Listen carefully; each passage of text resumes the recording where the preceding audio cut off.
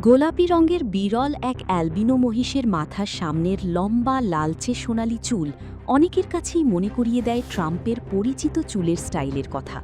সেই মিল থেকেই খামার কর্তৃপক্ষ আদর করে এর নাম দিয়েছে ডোনাল্ড ট্রাম্প। প্রতিবার কোরবানির ঈদ সামনে এলেই পশুর নামকরণ নিয়ে বাড়ে খামারিদের উৎসাহ। তবে এবার সেই আলোচনায় আলাদা জায়গা করে নিয়েছে এই মহিষ। সাধারণত মহিষ কালো রঙের হলেও রাবেয়া অ্যাগ্রো ফার্মের এই মহিষটির গায়ে দেখা যায় গোলাপি আভা। মাথার সামনের লালচে গোলাপি চুলও তাকে করেছে আরও ব্যতিক্রমী। প্রায় ৭০০ কেজি ওজনের এই অ্যালবিনো মহিষটি এখন নারায়ণগঞ্জ শহরে আলোচনার কেন্দ্রবিন্দু। পরিচর্যাকারীরা জানান, ডোনাল্ড ট্রাম্পের খাবার তালিকাও বেশ সমৃদ্ধ।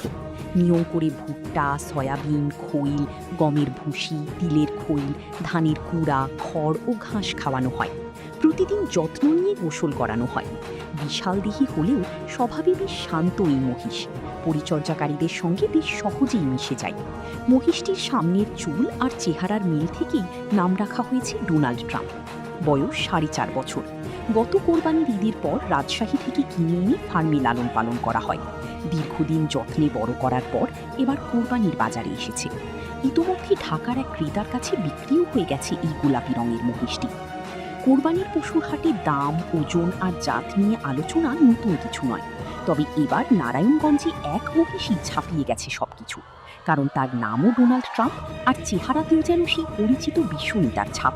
তাই কোরবানির আগেই শহরের মানুষের মুখে মুখে এখন একটাই নাম, ডোনাল্ড ট্রাম্প।